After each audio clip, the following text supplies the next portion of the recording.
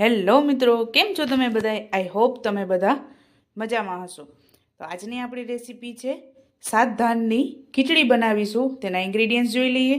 તો અહીંયા પાણી લીધેલું છે 3.5 ગ્લાસ અને 1 કપ ખીચડી. આપણે જે નોર્મલ દરરોજ ખીચડી બનાવીએ છીએ તે ખીચડી લીધેલી છે. અહીંયા અડદની ફોતરાવાળી દાળ 2 ચમચી લીધેલી છે, ચણાની દાળ 1 ચમચી, મસૂરની દાળ 2 ચમચી, અડદની ફોતરા વગરની દાળ આવે તે 1 ચમચી, મગની ફોતરા વગરની દાળ 1 ચમચી અને તુવેરની દાળ 2 ચમચી, 1 ટીસ્પૂન હળદર, હિંગ, સ્વાદ અનુસાર મીઠું. તો ચાલો રેસીપી સ્ટાર્ટ કરીએ. જેટલા તમારા ઘરમાં મેમ્બર હોય તેની અનુસાર તમે દાળ એડ કરી શકો છો. હું આ 2 વ્યક્તિઓ માટે બનાવું છું. તમને જે દાળ વધારે ભાવતી હોય તે તમે વધારે પણ એડ કરી શકો છો, ઓછું વધારે તમે કરી શકો છો. અહીંયા મેં ચણાની દાળ ઓછી લીધેલી છે. તો ચાલો સૌપ્રથમ આપણે આ બધી દાળને મિક્સ કરી દઈએ. તો સૌપ્રથમ આપણે નોર્મલ ખીચડી બનાવીએ છીએ તે 1 કપ એડ કરીશું આપણે અને આ બધી દાળ મિક્સ કરી લેશું.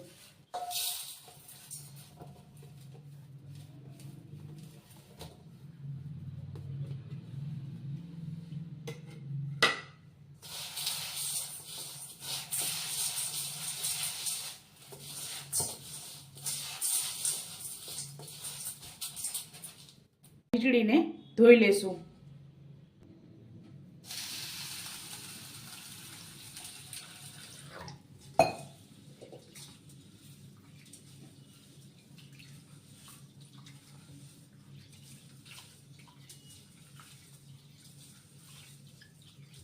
આ ખીચડી ખાવાની ગરમા ગરમ ખૂબ જ મજા આવે છે. અત્યારે હું આ ખીચડી મોરી કરું છું. આને તમે ડુંગળી અને ટમેટાનો વઘાર દઈને તીખી પણ તમે કરી શકો છો.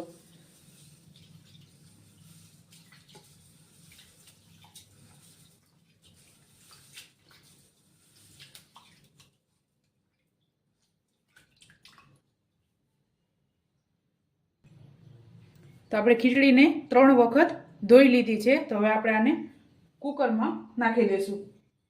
આ ખીચડી આપણે કુકરમાં બનાવીશું.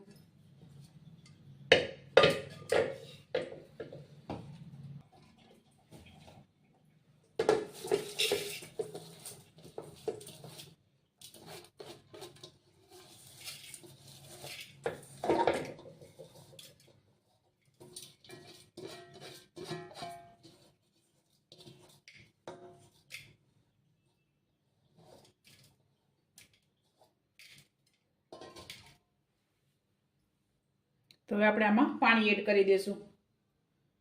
અહીંયા મેં 3.5 ગ્લાસ પાણી એડ કરેલું છે. આ થોડીક ઢીલી હોય તો ખાવાની ખૂબ મજા આવે છે. ત્યારબાદ હળદર એડ કરીશું, સ્વાદ અનુસાર મીઠું એડ કરીશું અને હિંગ એડ કરીશું. ખીચડીમાં આપણે થોડીક હિંગ નાખી તો એનો ટેસ્ટ એકદમ સરસ આવે છે.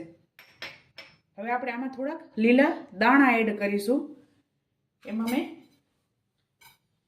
મેં વટાણા અને તુવેરના દાણા લીધેલા છે અને આ લીલા ચોરા આવે છે તેના દાણા મેં લીધેલા છે. આ રીતે પણ તમે ખીચડી બનાવી શકો છો અને જો આ રીતે તમને લીલા દાણા ભાવતા હોય તો તે પણ તમે આમાં એડ કરી શકો છો. આનો ટેસ્ટ એકદમ. ત્યારબાદ આપણે તુવેરના દાણા એડ કરી દઈશું. તો મેં અહીંયા 2 ચમચી જેટલા લીલા દાણા એડ કરેલા છે.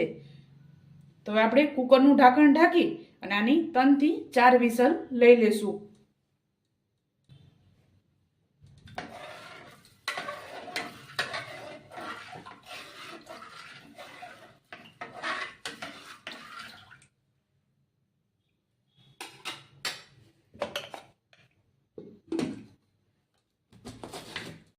તો આપણી ખીચડી રેડી થઈ ગઈ છે અને મેં કુકરને ખોલી લીધું છે.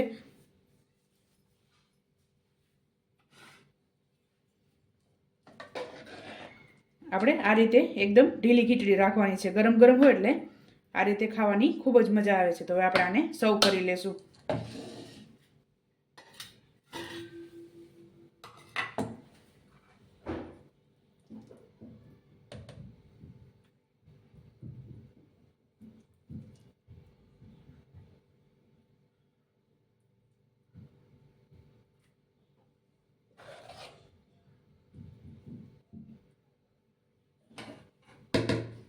તો હવે આપણે આમાં થોડુંક ઘી એડ કરશું.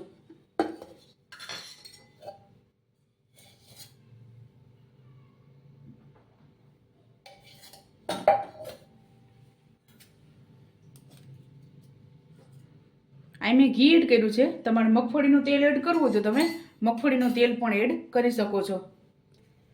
તો ચાલો મિત્રો, તૈયાર છે આપણી ગરમા ગરમ 7 ધાનની ખીચડી. તમે પણ આ જ રીતે બનાવજો અને મને યાદ કરજો. મારા વિડીયોને લાઇક, શેર અને સબસ્ક્રાઈબ કરવાનું ભૂલતા નહીં. તો ચાલો મળીએ નેક્સ્ટ વિડીયોમાં.